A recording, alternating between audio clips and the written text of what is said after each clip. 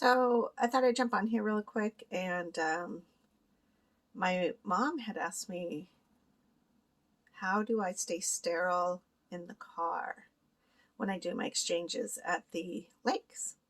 So first of all,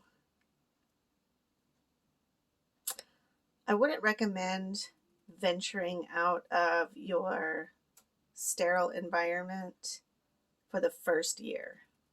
You really need to get the whole cycle down and the whole system down and the whole, because there's a lot of steps and a lot of different things to do. I want to say there's like 18 steps or something. So it really needs to become kind of second nature. Plus, you don't want to make mistakes and cross-contaminate, because that's still a really big thing. The biggest thing is air. No matter where you're at, airflow cannot happen because bacteria hang on to the airflow or the air. Dust. No matter what you do, you will not be rid of dust. You can have an air purifier, you can have the top-notch filters. It doesn't matter. Dust just exists. So on the one hand, you want to be vigilant in your steps and staying sterile. On the other hand, you can't become so neurotic that you become obsessed with the germs, because you'll drive yourself crazy, because there's literally no way to escape germs. And our body even has bacteria in it. So you have to find a very healthy balance. When I am doing the exchange in the car, I do not have the air on. Now, the weather's cold, so it's not really too much of a big deal. I'm a little concerned for when it gets hot, because that could be really hot and sweaty and may end up being something that I just can't do. I don't know. This is why it's my adventure with PD Dialysis, because I've not been told by anybody how they do it or to not do it necessarily. I don't think my doctor really likes me to do it in the car, because he, again, is very fearful of any bacteria that would float along any air. So that, you just need one. And the thing about the peritonitis, which is the disease that you can get, the infection you can get in your peritoneum, is that it spreads so fast. You just need one tiny little bacteria to get in, and it can turn into a pretty bad situation. So one of the things, the worst case scenario, is that you become so infected that they have to take your catheter out. So that's a big risk. The other thing is you don't feel good and your stomach hurts.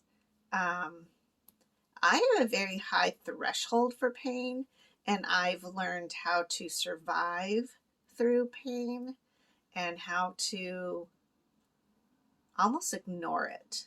So even giving natural birth to my children was a piece of cake. Definitely was painful, but nothing I couldn't survive, and I did it twice. So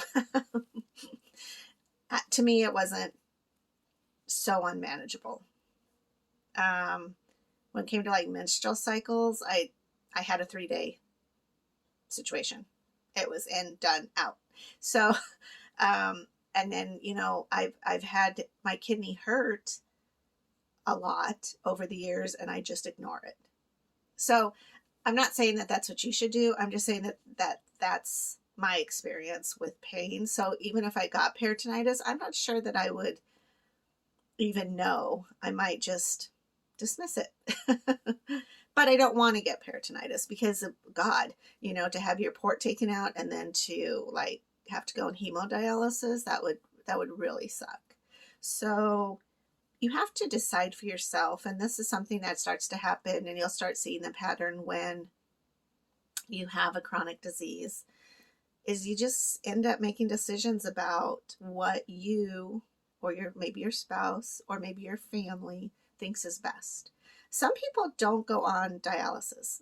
Some people choose to go ahead and go to hospice care, and that's where they live the rest of their lives until their kidney disease takes over their body.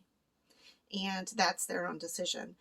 You'll have the decision of, do you take a kidney from a live donor or from a deceased one? And those are things that you have to decide for yourself. The same with where are you going to do your exchanges. I choose to venture a little out by doing it in my car when we go fishing. That way we can go fishing.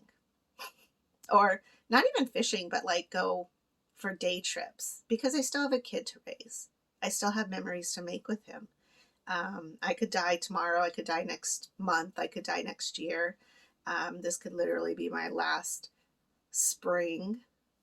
So, and I don't live in fear and I don't live in darkness or dismay over death, but you just don't know. And so for me, I decided that I want to continue to live life fully. And part of that is having daytime adventures where we go and do something, but going to do something requires traveling in the car and requires doing exchanges in the car. So before we go on a trip, I will get the car cleaned and vacuumed, washed, and wiped down. I have my DaVita bag that I put all the stuff in that I need in the front seat, because I can't drive and do dialysis. So I'm always a passenger during those exchanges. And then Ben actually knows how to hang up my bag in the back while he's sitting back there.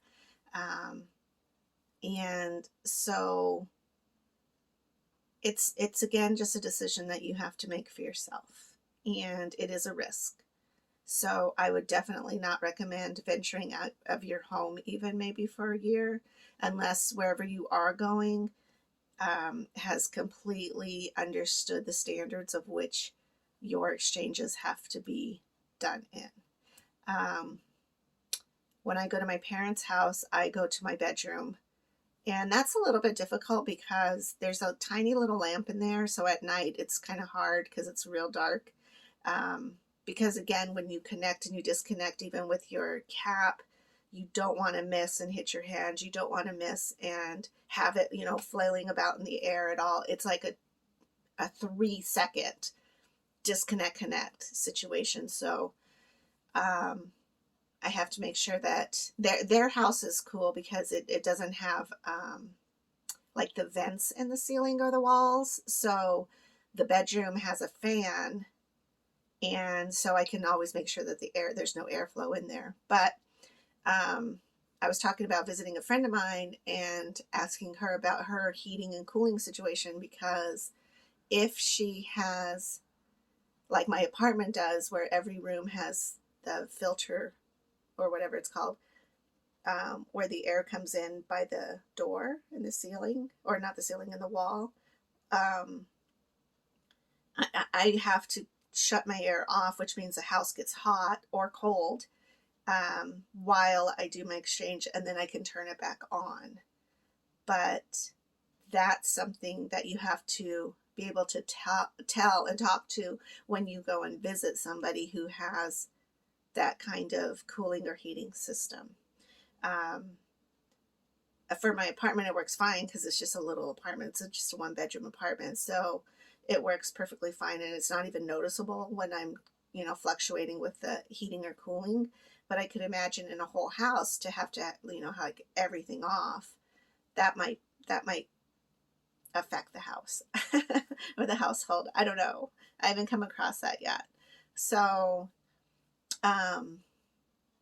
air is definitely probably the number one. And then, just regular sanitary things like your tabletop needs to be cleaned off and bleached. Your hands have to be disinfected. You can't touch other things. So in the car, my most nerve-wracking part would be putting my cap on, because you have to open the cap package, look inside to make sure the iodine is in there, and if it's not in there, or if it's not good enough to your standard, because I like it really dark red, once in a while it'll come and it'll be like very very light orange, I won't even use it. I'll just toss it away. And if I find a bunch of them like that, then I will keep them and then take them to Beth so that she is able to document it, because whoever is manufacturing them needs to make them right. There's no reason to skimp out on that iodine. Like, that's, to me, iodine is like the number one, like your, what's it called? It's like one of the very best barriers to any bacteria that may have landed on your open catheter. So I always want to make sure that's really dark red. So in the car, it's like if that cap were to fall on the floor, you can't use it. You can't use it anyways if it ever falls anywhere. So it's just, yeah, you don't want to risk that. So that's a little bit nerve-wracking, is like opening it like within 2 seconds. You have to pop off their tubing. Let me see. I don't know if you can see it in here. This part, you have to, yeah, okay, sorry. Okay, so you have to like untwist this really fast and grab your cap and put it on really fast. So you don't want it to fall on the floor. And because it's on your lap in the car, if you're moving in the car, you don't want to hit a bump and have it like fall. I always have a second one anyway. So whenever you travel someplace, or even here at home, I'll have 2 caps ready. Like, one's still closed and the other one's open and ready to go. So that moment, I just have enough time to unconnect, grab my cap, put that on, and then I'm good to go. I have dropped it on accident being in a hurry. So like sometimes I'll have it in my fingers and I'll spin it and it'll fall on the floor. So in that moment, you can't let this one drop, because it's the tip is going to touch something, and that's how you get cross-contaminated, and that's pretty crazy and dangerous. And you probably, if that happens, you need to call your PD nurse and let her know, so that she is able to know what to do from that point, because that's definitely where you could get peritonitis really quickly. So anyways, you have to hang on to that and then open up the second one, open it, check it, and plop it on as fast as possible, which means that you're probably in the 5 or 6 second range at least. So it's all a process. And again, I wouldn't recommend, I would definitely do at least 6 months at home doing your exchanges, and then maybe venture out to friends or something. And, you know, I mean, I just would hate to encourage you to do something that you're not ready to do right away, because it is a lot different. Even, you know, like at home, my bag hangs over here. Sometimes at hotels, or even in the car, it's hanging back there. You know, I have to reach out and back and feel any type of difference, because here it's almost robotic, because everything's set up the same, everything looks the same, everything's where it needs to be.